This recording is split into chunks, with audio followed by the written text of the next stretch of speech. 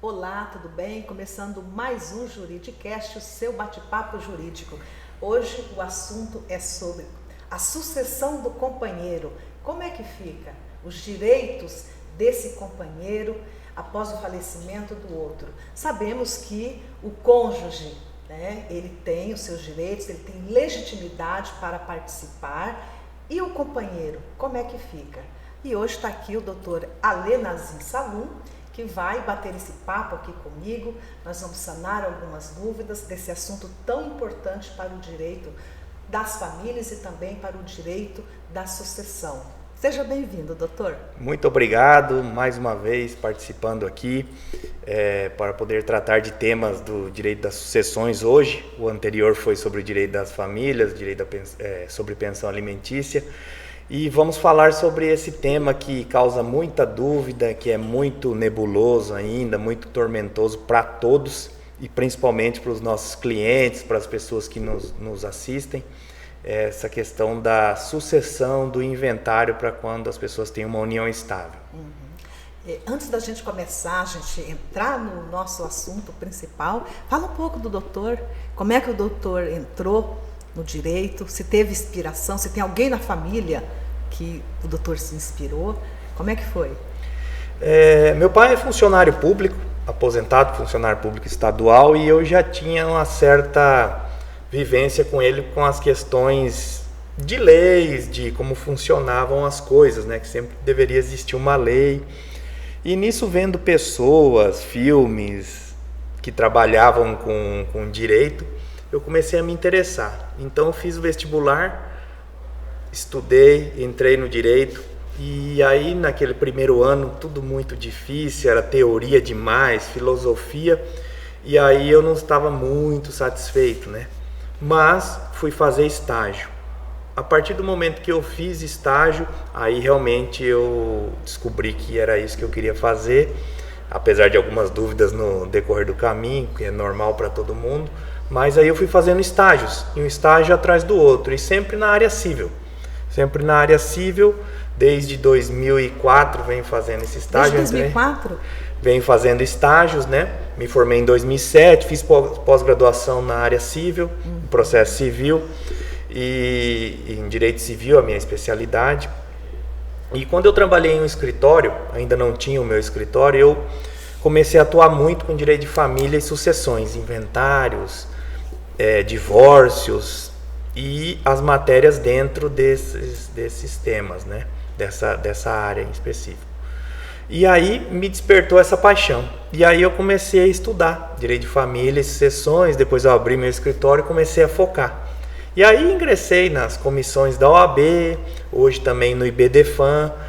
Nós somos colegas na Comissão de Direito de Família e Sucessões aqui da OABMS, mas já fui da Comissão também de Direito do Consumidor e sempre tive atrelado a essas matérias. E hoje eu procuro grande parte da minha atuação, quase que 70%, 80% é em Direito de Família e Sucessões, apesar que o Direito Civil é único e todo engendrado, é um emaranhado que não se trabalha sozinho.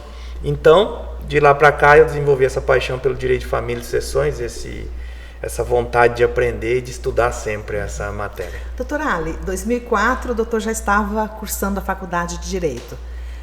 2004, na faculdade, o doutor já ouvia falar da união estável? Era uma coisa mais assim, digamos, era uma coisa mais velada, As pessoas não falavam bem união estável, apesar de já existirem os termos, Mas e nós também estávamos ingressando na vida adulta. O que para nós existia, que era mais real e mais garantido, era o casamento, Então se falava muito pouco disso. Os professores, as ações, nós não tínhamos muito acesso ainda a isso. Então, quando alguém morava junto, sem casar, com outra pessoa, era algo assim que talvez não era bem visto, Bem visto, Era mais ou menos essa ideia que eu tenho para a época, as pessoas tinham ainda um preconceito, né? Talvez até um preconceito, um preconceito. E os direitos desse que vivia em união estável, na época ali não era nenhum, né? 2004, não tinha direito nenhum, né? Sim, nós já tínhamos um direito, já vinha sendo regulamentado há muitos anos, depois veio a Constituição assegurando mais isso, aí o Código Civil de 2002, e isso só passou a crescer e as famílias começaram a mudar, né? O conceito tradicional de família, o conceito de paternalismo, que o pai era o chefe de família, isso mudou muito. Então, começaram a surgir as relações homossexuais, a serem regulamentadas, a buscarem um direito perante a justiça. É por isso que hoje, né, nós já usamos a nomenclatura de direito das famílias, né? Hoje já está deixando de usar direito de família. Exatamente, para ter uma abrangência maior, ainda mais que depois de 88, a Constituição Federal, ela praticamente determinou que a família é a base da sociedade e merece uma integral proteção do Estado. Então, a partir disso, essas relações foram bater as portas da justiça e precisaram que desse a entrega da tutela, que a gente diz, né? Ou seja, apresentar um resultado para essas pessoas que buscavam os advogados e ingressavam com uma ação, seja numa separação, seja no inventário do seu companheiro que não tinha nada. Na verdade, a união estável passou de uma relação extremamente informal e agora já se equipara ao casamento, é praticamente igual. Isso que eu gostaria que o doutor explicasse um pouco. A nossa audiência é composta tanto de advogados como de pessoas leigas no assunto. Então fala para os nossos ouvintes, para os nossos telespectadores, a respeito um pouco da união estável. Né? Que casamento, geralmente as pessoas sabem. Né? Fala um pouco da união estável. A união estável, como eu disse, ela veio evoluindo, ela passou dessa relação informal, ela era tida como uma relação concubinária, uma relação de amantes, às escuras, algo assim, geralmente que a pessoa tinha uma segunda família, muitas vezes. Antes a gente via muito isso. Acredito que ainda se vê, né? Mas aí, passando a regulamentar os direitos desses concubinos, que depois passaram a ser companheiros, e essas relações informais que as pessoas, como eu disse, eram amaziadas, moravam junto. Assim mesmo que eram vistas. Que eram vistas com essas palavras, diferente do casamento, como se fosse uma outra espécie uma outra espécie de relação, mas era visto com maus olhos, né? Aquele que não era casado, ele tinha algo que não valia, que não tinha validade perante os outros, né? Mora junto e só moro junto e não tenho nada, né? Como se a prática ou o caso concreto fosse muito diferente da teoria, né? Então, na concretude, na verdade, na real situação, quase não há diferença. Então, a união estável, tentando fazer essa diferenciação na época, que, como eu disse, ela atualmente é equiparada ao casamento em 98% das situações jurídicas. Nós vamos falar sobre alguns pontos que são controvertidos ainda, tem muita divergência, ainda de muita dúvida, mas a união estável é ainda aquela relação informal, uma relação que eles têm, algumas vezes ou não, a coabitação, mas deve existir ali o ânimos de constituir família. E o que seria esse ânimos de constituir família? Também uma expressão muito subjetiva, muito abstrata, que no atual cenário do direito das famílias, até os solteiros são considerados famílias. Não está assim ligado a ter filhos. Não, necessariamente. Mas é um ponto positivo de que alguém que se une a outra pessoa com a ideia de constituir um filho, de morar junto, de criar uma dependência, seja ela econômica, afetiva, uma relação estável, duradoura, pública, que os outros reconheçam essa pessoa como marido e mulher, que você olhando um casal você sabe que é um casal, mas você não sabe se é casamento ou união estável, e de repente você pergunta, a pessoa fala que é união estável, eles vão falar, mas eu achei que eram casados. E muitas vezes eles se comportam tanto ali como um casal casado ali no papel, que às vezes eles declaram, eles estão fazendo assim algum cadastro. Quantas vezes até em cartório mesmo perguntam qual que é o seu estado civil? Casado. Mas aí você vai mais profundo, não é casado. Eles vivem em união estável. E para eles ali são casados. Os vizinhos ali têm eles como casados. Não vê eles lá, eles vivem juntos, né? Então tem isso também. Aí a pessoa até ela já começa a dizer, não, sou casado. E acaba declarando em algum documento que é casado. Geralmente nesses cadastros de supermercado, de cartão de crédito, muitas vezes que são menos rígidos, a gente consegue ver essa relação. Então esse comportamento de como você tem uma família, de que você tem uma união estável, estabilizada, que é importante a gente falar que essa união estabilizada, essa união estável, essa união que é contínua, independente das pequenas interrupções, mas que tem no espaço-tempo, ela é bem sólida, a grosso modo, então você acaba criando o quê? Um comportamento de casados fosse. Isso. Exatamente essa a palavra que a gente usa. Então eles têm esse comportamento, e aí vem essas codependências. A união estável, cadastro de mercado. Por exemplo, o muito comum que a gente ouve é que a principal testemunha às vezes as pessoas não querem reconhecer essa união estável. Isso. Não querem reconhecer. A principal testemunha é o que estaria isento, digamos assim, de uma parcialidade, seria o porteiro do prédio. É o exemplo mais comum. Porque para os olhos do porteiro ali, aquele casal, eles são casados. São casados, então é o comportamento de casados fossem. Então eles têm uma dependência, eles praticamente são um só. E às vezes tem aquele que declarou, como o doutor disse, né? Declarou ali no cadastro de supermercado de uma outra empresa. Mal ele sabe que pode servir como prova depois. Exatamente. Numa ação de reconhecimento de uma união estável, o outro lembra, peraí, foi declarado lá. Exatamente. E nós vemos ainda muitos que não gostam de afirmar que convivem em união estável, que como a lei foi avançando, em alguns casos já existe essa obrigatoriedade de dizer que é convivente em união estável. Alguns não gostam dessa expressão, mas... E quem convive em união estável não tem o seu estado civil modificado, né? Não ele tem continua seu estado solteiro. Solteiro.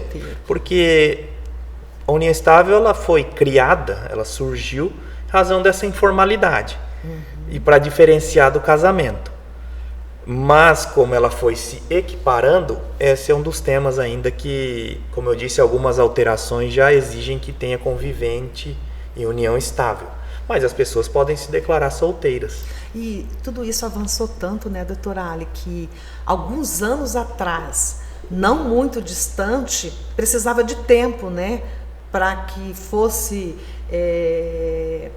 aceito que vivia união estável, para que pudesse entrar com uma ação de reconhecimento de união estável, né? Começou com 5 anos, não foi isso? Sim, se não me engano, acredito que a doutora está correta, 5 anos.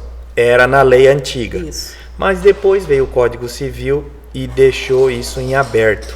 Então, como eu havia dito, essa questão do tempo, ele é muito relativo, ele é muito abstrato.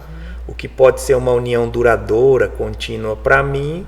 Hoje não existe mais o tempo. Não existe mais o tempo. 2 meses, 3 meses, 6 meses já pode ali constituir uma união estável. Uma união estável. Isso. Tem gente que constitui uma união estável com 2 meses, 6 meses. Hoje está comum as pessoas começarem a namorar e já colocar o outro dentro de casa. Exatamente. Aí que nós temos um grande problema para esse reconhecimento, porque a maioria dos casos começa a ter essa codependência financeira. Eu digo codependência porque é uma contribuição de esforços. Esse ânimo de constituir família é uma contribuição de esforços, de cumplicidade, de intimidade, para poder por isso que fica difícil a prova muitas vezes em direito de família e sucessões, porque quem sabe das regras da casa é o casal, é a família, são aqueles que estão mais próximos, né? E muitas vezes no processo não é tido com bom peso essas testemunhas, né? E às vezes, o doutor falou da prova, o companheiro eu vou falar companheiro, que serve tanto para o homem quanto para a mulher. O companheiro, ele entra com o pedido, né, no INSS da pensão por morte, né, e vai depender das provas, e tem que entrar com uma ação de reconhecimento acumulada, tem que entrar com o pedido e já com a ação, né? E o INSS, ele exige toda essa prova, né? Prova testemunhal, prova documental, tudo. Então, esse quesito tempo, ele foi abolido e criou esse grande problema, talvez, porque também não tem como eu disse que as famílias evoluíram, e para cada um ele vê de uma forma. 2 meses para um é muito tempo de namoro, já deve se unir ao outro para constituir uma família, seja casamento ou união estável. Para outros, tem namorados aí de 7, 10 anos, que não passa de um namoro. Para alguns vai ser... Namoro qualificado? Esse termo também surgiu porque... É recente esse termo do namoro qualificado. Recente também esse termo do namoro qualificado. Esse termo surgiu para diferenciar o namoro que na época se dizia moderno, e hoje já é comum, já faz parte da sociedade, quando os namorados viajam juntos, porque antes essas coisas só eram permitidas depois de casado. Só depois de casado. Então agora... Eu peguei essa fase. Pegou essa fase. Essa questão da relação sexual, de ficar na casa do outro por um tempo, essa convivência mais íntima,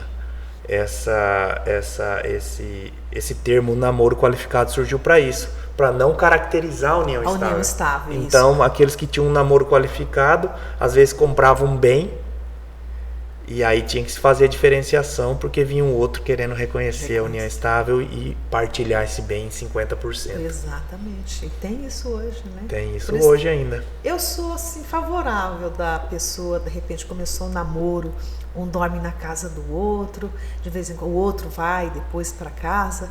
Então, assim, por que não fazer um contrato? Dizer, por enquanto ali, é um namoro qualificado.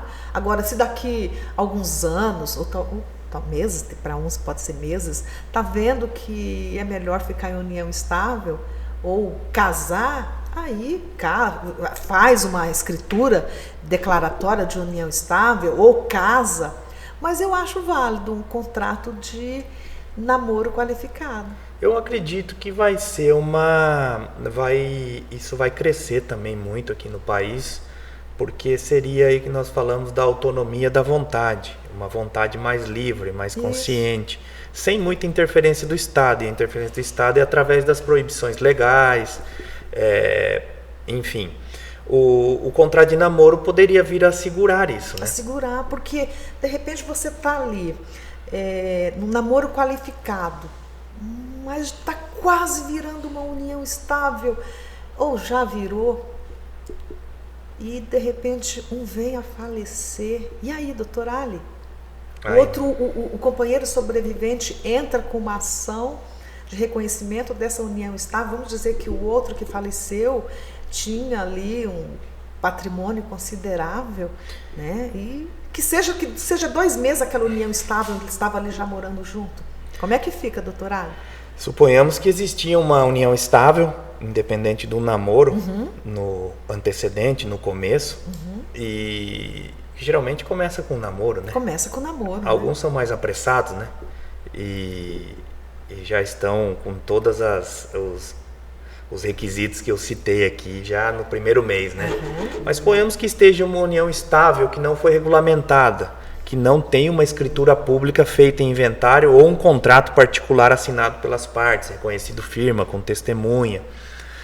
Não exista nada, simplesmente eles moram juntos. Ou tem uma união estável da forma que melhor lhe aprovém. Vindo um a falecer, ela terá que entrar com uma ação de reconhecimento de união estável para poder partilhar esses bens, que talvez tenha filhos. De algum modo, a sucessão é a única hipótese, nesse caso, que ela conseguirá transferir o bem para ela, para essa companheira, suponhamos. Que o companheiro venha a falecer, a companheira terá esses bens em seu nome somente através de um processo de inventário, né? Não tem como ela... não foi um contrato de compra e venda, não houve uma doação, não houve um testamento, não houve nenhum outro documento a respeito. Então ela teria que entrar com essa ação de reconhecimento pós-morte, após a morte, para reconhecer essa união estável. E assim, eu vejo assim, tão importante as pessoas tomarem conhecimento disso, doutor Ali, por quê? Olha só, vamos dizer que o que faleceu, ele já tinha bens antes dessa união estável. E depois, na constância dessa união estável, ele veio adquirir mais bens ainda. E ela vai ser herdeira e meeira, né, doutor? Exatamente. Essa é a corrente majoritária, com devido respeito a outros posicionamentos, mas a que mais está em vigência, a que mais é aceita, existindo uma união estável, que a regra geral é a comunhão parcial de bens. Isso.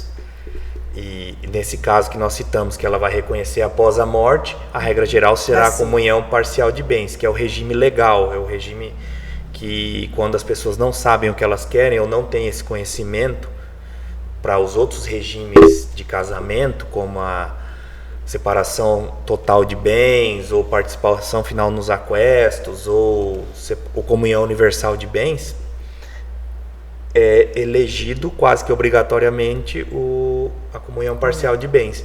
Então serão dois patrimônios a serem partilhados, né? O que ele tinha antes, se ele tiver 2 filhos, se ele tinha antes de ter uma união estável e ele tinha 2 filhos, será 1/3 para companheira sobrevivente. Vamos dizer que ele tinha um patrimônio aí, para ficar fácil, vamos dizer, de 3 milhões, antes dessa união estável. Ele já tinha 2 filhos, que ele havia sido casado com uma outra pessoa e estava em união estável. E aí, ela vai ser herdeira concorrendo com os filhos. Haverá uma concorrência sucessória, ela vai concorrer com os filhos. O que isso quer dizer? Ela vai herdar 1/3. Ela vai ter 1/3 e cada outro filho vai ter outros 1/3. Que no caso 1 milhão para cada 1 milhão para cada um, que são os bens particulares do falecido. Pronto, essa parte está resolvida. Okay. Aí eles constituíram mais patrimônio, 3 milhões durante o casamento. Isso. Nesse caso, ela vai ser meieira, que já é um instituto do direito de família aplicado ao direito das sucessões, aplicado ao inventário, que tal qual como o divórcio, ela pegaria metade, ela seria meieira. Então ela teria direito a essa metade do patrimônio dele. Então ela seria bem mais agraciada nesse caso do que até os filhos, né? Dependendo do cálculo e da situação. Então, para você que está nos assistindo aí, ela vai ser meeira e herdeira. Herdeira nos bens adquiridos pelo falecido anteriormente a esta união estável, e meeira nos bens adquiridos na constância desta união estável. Está aqui batendo esse papo comigo sobre a sucessão do companheiro, o Dr. Ali Nazir Salum, especialista em direito das famílias e também direito da sucessão. E vamos falar um pouco sobre... existe uma divergência, né, que o companheiro não é herdeiro necessário e outros que dizem que ele é herdeiro necessário. E aí, doutor?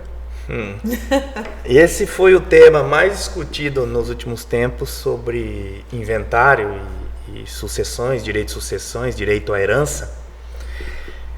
E se o companheiro seria ou não herdeiro necessário. E o que isso reflete na sucessão? Né? Na sucessão. Exato. Então, o primeiro começou a discussão por que o companheiro seria diferente do viúvo, daquele que era casado. Sobrevivente, o cônjuge sobrevivente, o marido ou a esposa sobrevivente. Por que ele seria diferente se a situação não poderia privilegiar uns A lei não poderia privilegiar uns e prejudicar outros. E aí, com os avanços da sociedade, o STF, o Supremo Tribunal Federal, trouxe esse julgamento de que, como nós havíamos dito o exemplo aqui, tudo que é aplicado ao casamento em direito sucessório tudo não. O que é aplicado na ordem de vocação hereditária, que é a ordem de sucessão, faltando um, sucederá outros. Os companheiros são equiparados aos cônjuges. Então, ele julgou inconstitucional esse artigo 1790, que era o artigo do Código Civil que prejudicava aqueles que conviviam em união estável e algum deles vinha a morrer. Então, para os companheiros, aplica-se o mesmo que o casamento, o artigo 1829 do Código Civil, que é essa ordem de vocação hereditária. Certo. Né? Uhum. Na ausência de um, sucedem os outros. O ponto mais interessante e o mais importante é que o STF não disse se eles eram herdeiros necessários. Os herdeiros necessários... Isso foi em 2017, não foi? Entre 2017 e 2018. Isso. O herdeiro necessário é aquele herdeiro legal, que está na lei, aquele que tem a sua reserva privilegiada, que ele tem direito à legítima. E o STF foi omisso. O omisso nesse ponto. Exatamente. Então ele não disse nada se o companheiro seria esse herdeiro necessário. Ou seja, o que isso vem a refletir? A legítima é aquela metade do patrimônio que é protegida para os herdeiros necessários, que na lei são os descendentes, o cônjuge e os ascendentes, salvo engano. Isso. Mas... que vai até os bisavós. Aos infinitos. Ao infinito. Linha reta. Exatamente, ao infinito. Porém, o companheiro não está nesse artigo legal e o STF também não falou nada sobre isso quando declarou aquela inconstitucionalidade.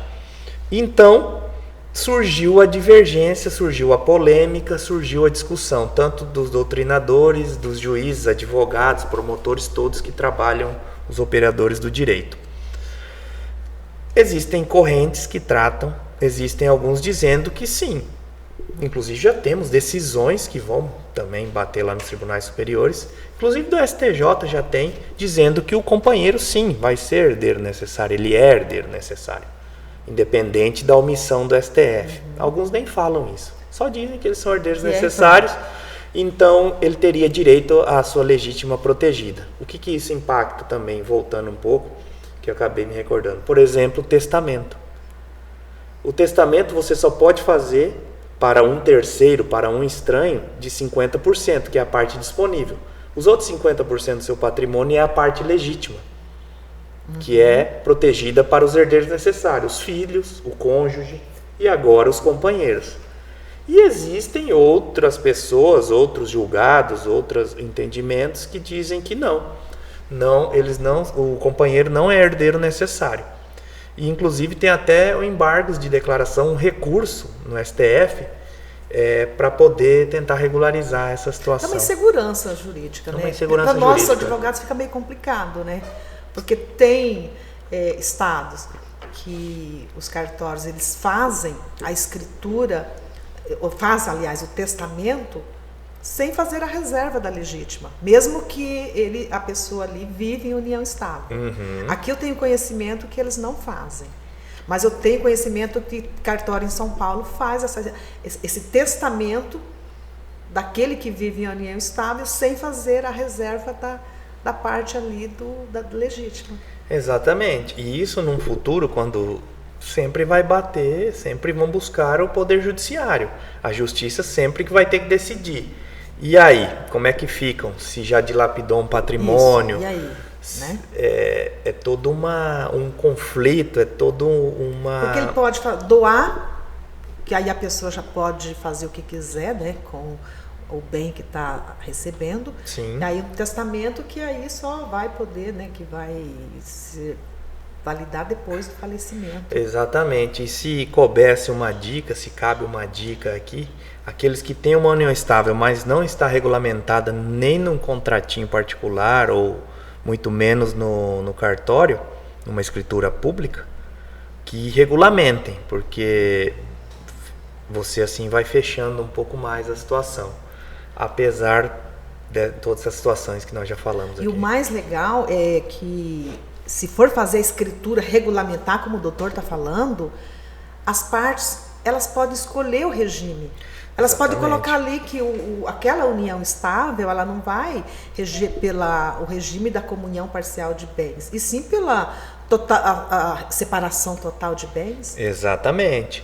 Então, na separação total de bens, ela também vai ser herdeira. Né? Mas não vai ser meeira. Não vai ser meeira. Então, aí assim, o patrimônio total vai ser só 1/3. Exatamente. Do que ser meeira, né? Exatamente. E aí, meeira tirando um pouco dos filhos, né? Ali. Né? Então, seria bom, assim, as partes nessa hora pensar, né? Por que não regulamentar? E aí eles fariam um pacto antinupcial por escritura, dentro dessa escritura de união estável. E o pacto é tão legal que você pode colocar outras coisas, além da parte jurídica.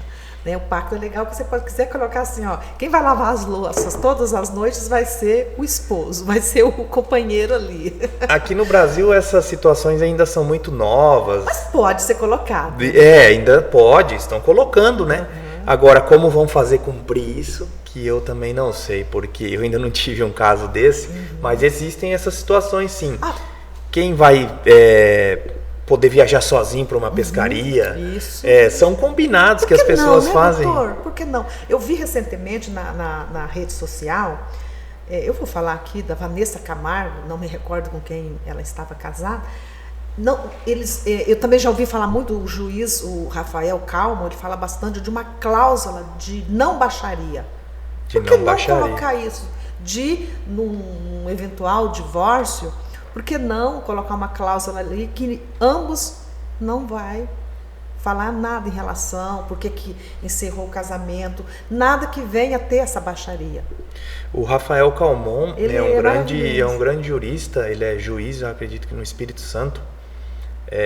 Gosto muito dos livros dele, do trabalho dele. Tem. E ele é um cara de vanguarda. Ele é um professor, um jurista de vanguarda. Então esses temas. Tem uma mente aberta. Uma mente muito aberta para essas questões e fundamenta muito bem. Isso. Como eu disse, a gente tem que privilegiar na área privada essa autonomia de vontade, que as pessoas façam o que queiram, sabendo que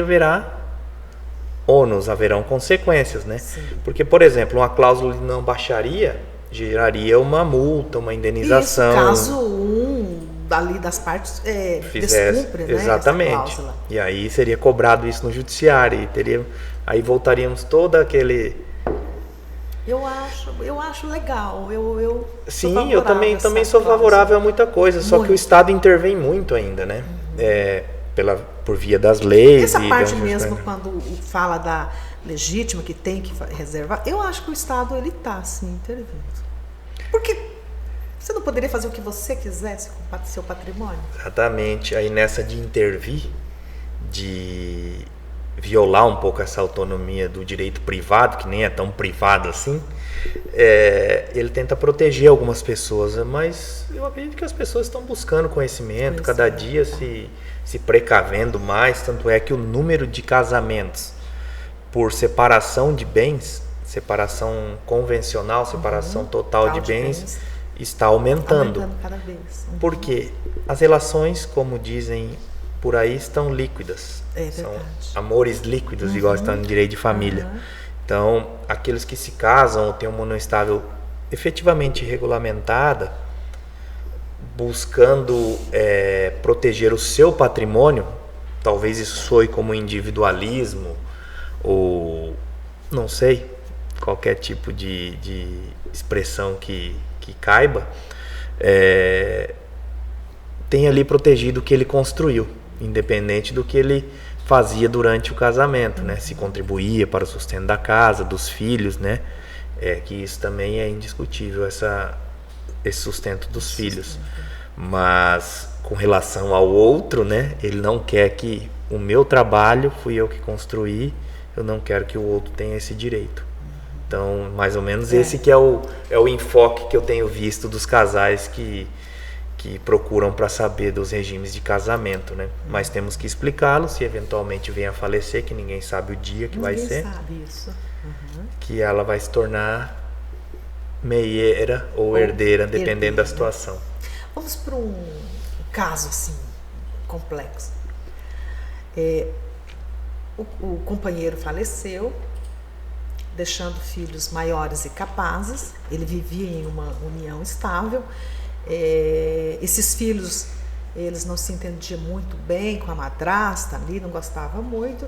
E no falecimento do pai, eles resolveram rapidamente fazer um inventário extrajudicial, né? E aí, quando a companheira soube, já tinha feito a partilha, esse inventário já, né? E aí, como é que fica o direito dessa companheira, doutor Ali? Eu tive um caso parecido, que eu fiz um inventário até de um amigo meu, veio a falecer, e os filhos me procuraram e ele tinha um namoro. Tinha um namoro? Tinha um namoro, para nós todos era um namoro. Mas ele veio a falecer, os filhos fizeram um inventário extrajudicial, porque tinham questões que precisavam ser resolvidas, e realmente é muito mais rápido, né? A gente sempre fala disso. Você mais. Também no seu Instagram sempre exalta que é muito mais rápido do que levar para o judiciário até um acordo. E não fica caro como as pessoas têm em mente. Exatamente. O inventário extrajudicial, ele é muito mais caro. Ele tem o limite ali. Então, pelo tempo que demora no judicial, na minha visão, eu acredito que compensa muito mais fazer o extrajudicial, porque às vezes o inventário está correndo lá no judicial, 2, 3 anos, porque por menos de 2 anos, eu não consegui finalizar o inventário judicial. É muito difícil. E às vezes também os herdeiros, eles não têm condições de fazer manutenção daquele imóvel ou daqueles imóveis, vai ali, né, deteriorando, e então está tendo um gasto, está tendo uma desvalorização daquele patrimônio. E no extrajudicial, pela via administrativa, você resolve isso em menos de 30 dias. A depender da documentação ali, você consegue resolver em menos de 30 dias. Depois disso, cada herdeiro está ali com seu quinhão, faz o que quiser. Então ali ele já pode alienar se quiser, vender ou... eu acho assim que a via extrajudicial compensa muito mais do que a via judicial, por causa dessa demora.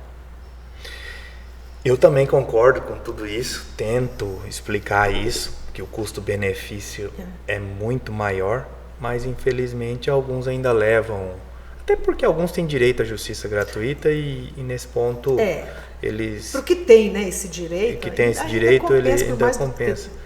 Então nós temos essas duas possibilidades, explicamos para os clientes quais seria o melhor caminho e também fica a escolha dele, né? Tá, mas vamos voltar ao nosso assunto, né? Que aí eles fizeram o inventário extrajudicial. E passado alguns meses receberam a citação, praticamente 6 meses. Receberam uma situação de um reconhecimento e dissolução de união estável com partilha de bens, né? Que supostamente houve uma união estável, né? Agora está para julgado, não sou eu advogado nessa parte do processo. Certo. Mas, veja bem, ela entrou rapidamente, soube do falecimento e entrou rapidamente com a reconhecimento de solução de união estável. Vai impactar demais dependendo da decisão, né? Porque tanto para ela, se ela não tiver o reconhecimento como esperava, como se tiver o reconhecimento. Vai impactar no patrimônio, porque existiam bens particulares, existiam bens comprados nesse durante o namoro, né? Como nós havíamos dito aqui. Então se torna herdeira e meieira, ou não vai se tornar nada, que era um namoro qualificado, ou às vezes só meieira. E uma ação dessa de reconhecimento de união estável também demora anos, né, doutor? Vai demorar, tem demorado aqui no mínimo, vamos usar aí o parâmetro do CNJ para tramitações de processos, digamos aí que 6, 7 anos talvez. Isso mesmo. E o patrimônio fica ali, né? Fica ali, pode haver uma dilapidação, pode haver se o inventário estiver correndo pela via judicial, e ainda pode fazer uma reserva, né, quinhão dessa suposta companheira, caso ela tenha reconhecido essa união estável, e o inventário continuar tramitando. Exatamente, pode fazer essa reserva. Essa reserva, né?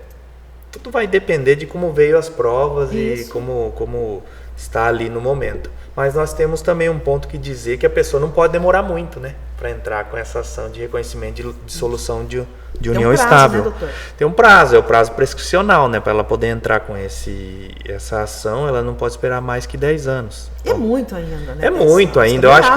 Eu acho muito, porque se a pessoa espera 10 anos para poder, 10 anos da abertura da sucessão, não é da abertura do inventário. É 10 anos do falecimento ali. É muito. Por que ela vai esperar 5, 8 anos para poder... Eu acho muito para uma pessoa reivindicar um reconhecimento direitos. De uma união estável. E tem pessoas que é da abertura da sucessão, que é o falecimento, da data do falecimento, porque tem muitas pessoas que não fazem o inventário, vão deixando. Eu já peguei casos recente. A pessoa fez o inventário do pai depois de 11 anos. Eu peguei um que o casal é falecido, morreu em 80 e o outro... Não, 80 não, 1999 e o outro já em 2000. Olha, vai fazer agora. Vai fazer agora, 20 anos, 22 anos depois. Pois é. Exatamente. Então, nesse ponto, quem fosse reconhecer uma suposta união estável já teria perdido seu prazo, já teria perdido a possibilidade de uma petição de herança. De uma petição de herança, de resguardar um patrimônio que as pessoas não gastem. É a mesma situação também numa investigação de paternidade pós-mortem, né? A pessoa que tem essa dúvida. A investigação de paternidade, acho que ela não prescreve, né? Não. Não, essa já você pode... É verdade. E o direito real de habitação desse companheiro sobrevivente, ele tem garantido, doutor? Exatamente como nós havíamos dito, dos que defendem que o companheiro é herdeiro necessário ou não, ele vai ter ou não esse direito real de habitação, né? Porque o direito real de habitação, ele independe do regime de bens daquele casal, né? Exatamente. Então, esse também está sendo discutido, porque alguns dizem que ele pode fazer um testamento e não completar. Se ele não for herdeiro necessário, ele pode fazer um testamento e não contemplar o companheiro, ele perde esse direito real de habitação, entre outros, agora que não lembro de cabeça os artigos. Então não seria assim uma equiparação total. Alguns pontos estariam equiparados, né? Mas a corrente que mais prevalece será a do herdeiro necessário. Eu acho que o STF não vai ter como correr disso e declarar que o companheiro é herdeiro necessário também. E aí ele tem ali o direito real de habitação, né? Independente dele ter fração, independente dele não ser proprietário, né, daquele bem, ele tem ali seu direito de continuar morando naquele imóvel que o casal vivia, mas desde que seja o único da natureza residencial, né? Exatamente. E também vai poder proteger a parte legítima, né, que é a metade do patrimônio, não deixando que aquele seu companheiro, podendo anular esse testamento, revogar esse testamento. Revogar não, anular esse testamento. E o direito real de habitação eu vejo assim tão sério, por quê? Porque como que os filhos do falecido, caso não tenha outro imóvel para morar, vai continuar morando na mesma casa com a companheira do pai, que não é a mãe. Às vezes tem ali, né, algum conflito. Alguns desejam vender. E eles são herdeiros ainda, né? Querem vender. Quem é que vai querer comprar um imóvel que está lá gravado com o direito real de habitação? Já vai consultar um advogado e vai ver que... E fica ali esse companheiro ou o viúvo, ele tem o direito de ficar morando enquanto ele viver, desde que não constitui nova família, né? Constituindo nova família, ele perde o direito. Exatamente. Também não pode alugar. Também não pode ter benefício lucrativo. E olha os herdeiros, os filhos, poderiam vender, quer partilhar, cada um ficar com o teu quinhão e fazer o que quiser, ou alugar e ali ter uma renda para sobreviver. Delicado. Os assuntos em direito de família e sucessões sempre tem essa carga emocional. Digo sempre porque, além das sucessões, que você perdeu seu ente querido, no direito de famílias temos divórcios, temos essa discussão em pensão alimentícia, guarda, alienação parental. Então todos esses temas, todos esses pontos jurídicos têm essa carga emocional muitas vezes negativa, tem essa parte do afeto, parece que é algo muito mais forte, né? Porque o que envolve família, o que envolve herança, tem vem carregado com esse afeto, não me recordo a palavra agora. O doutor Ali, é bom a gente tocar no assunto que mesmo a pessoa casada, ela continua casada ali no documento, casadinha, mas ela vive em união estável. Pode ter essa união reconhecida, né? Sim. Desde que mesmo que ele estava já casado com uma outra pessoa, mas está separado de fato e já vive em união estável com uma outra pessoa. Ele faleceu, a companheira pode entrar com pedido, com ação de reconhecimento estável, mesmo ele casado no papel, né? Porque ele estava separado de fato, né? Exatamente. E aí, me fala, a companheira e a esposa, elas podem reivindicar a herança juntos? Vai ser um problema. Porque se eles estavam separados de fato até 2 anos, a esposa poderia, teoricamente, requerer alguma coisa. Mas, e se nesse meio período também a companheira, ele vem a falecer durante esses 2 anos e tinha essa união estável, e a companheira vai ficar desamparada? Aí entra aquele enunciado lá que nós conversamos. 525 do Conselho da Jornada Civil, né, que diz, né, que os artigos 1723, parágrafo 1º, o 1790, o 1829 e o 1830 do Código Civil admitem a concorrência sucessória entre cônjuge e companheiros sobreviventes na sucessão legítima, quanto aos bens adquiridos onerosamente na união estável. Olha só. Aí que está o grande problema. Admite a concorrência. Ou seja, se tiver filhos, e se tiver muitos filhos, vai ficar quanto para cada um? Mas aí o que eu penso? Vai depender, assim, o advogado, ele está defendendo a companheira, ele está defendendo a esposa, ele está defendendo os filhos herdeiros, que aí dá, né? Peraí, se for reconhecido isso, então que a parte ali da esposa seja dividido entre a companheira, não entrar para pegar a parte dos filhos herdeiros, né? Não deixar uma cota para a esposa, uma cota para a companheira e ali para os filhos. Por que não pegar uma cota só e dividir para as duas? Vai depender muito. Hoje, para não fazer confusão, esse caso ele já estava separado, ele só não tinha regularizado o seu divórcio. Esse que nós citamos, né? Mas se ele tivesse essas uniões paralelas, ao mesmo tempo, uma união estável, que é o concubinato e o casamento ainda em vigência, a ministra, não me recordo agora se foi a Rosa Weber, não me recordo, julgamento dessa semana, a monogamia ainda é regra nesse país. Isso. Então temos que pensar sempre com esse foco da monogamia, né? Mas aí aí ele separado de fato, ele está separado de fato, ele já está em união estável. O que acontece é que a esposa, nós estamos matando o homem, né? Pode ser o contrário também. Exatamente. A esposa, ela ainda é herdeira durante 2 anos, mesmo separado de fato. Né? Uhum. E é isso que, imagina, ele adquiriu bens separado de fato, mas já vivendo em união estável. É nesse aí que vai ter concorrência. A concorrência do que eles adquiriram onerosamente. Onerosamente. É complicado. É muito complicado. É direito, né? É o direito, é a discussão científica do direito. Para habilitar o companheiro num processo de inventário, não existe a união, ele não é reconhecido, essa união não é reconhecida. Pode habilitar, doutor? Sim, ele vai entrar com reconhecimento. Entra com ação de reconhecimento. Ele vai entrar com ação de reconhecimento, não tem como ele não entrar com essa ação de reconhecimento.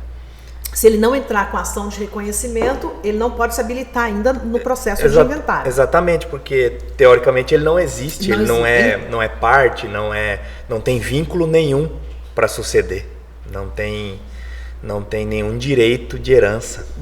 Então ele teria que fazer esse reconhecimento de união estável para depois poder se habilitar no inventário que ali começou.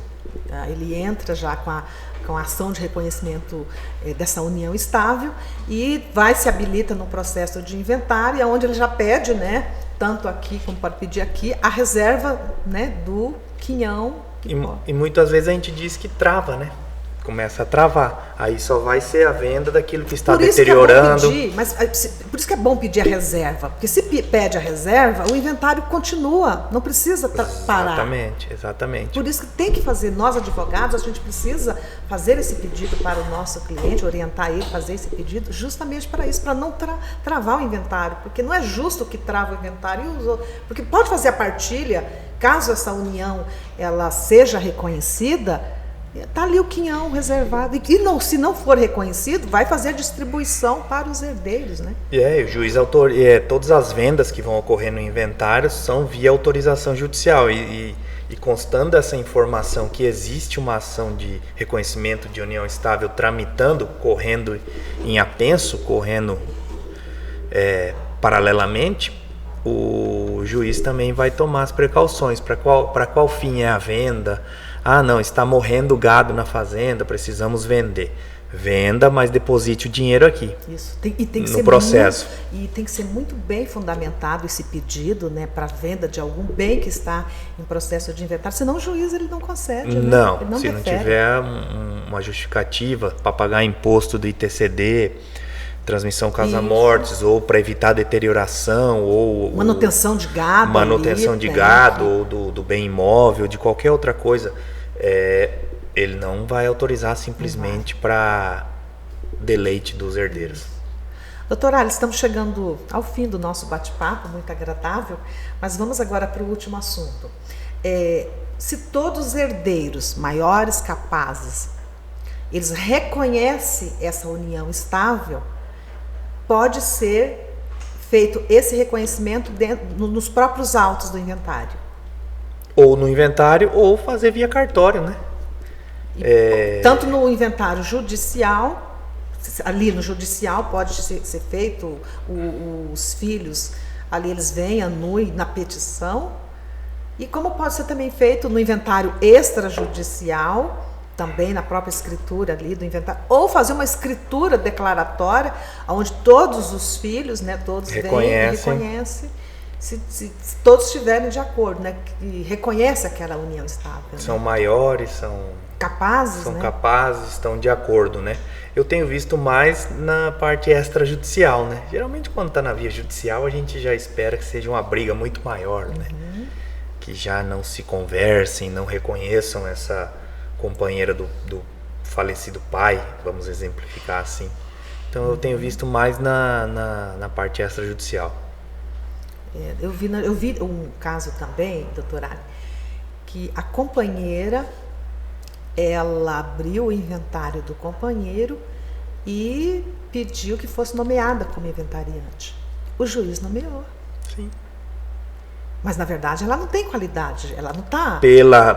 Pelo rol legal não, mas ela deve ter justificado bem o motivo, né? Olha eu aqui. Só que aí o que aconteceu? Um dos herdeiros entrou com agravo. E conseguiu tirá-la porque...